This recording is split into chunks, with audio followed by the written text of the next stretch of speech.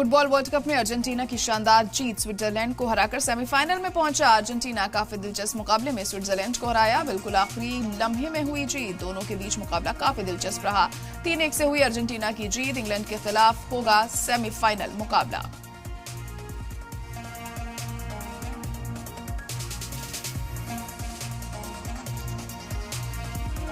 दोनों के बीच मुकाबला काफी दिलचस्प रहा।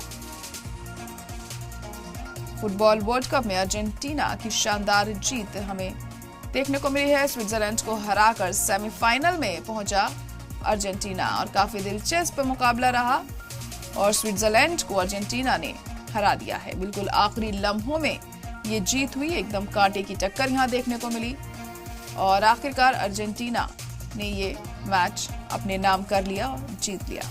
तो शानदार खेल का मुजाहिरा यहां पर अर्जेंटीना का देखने को मिला और जीत भी उन्होंने दर्ज कर ली।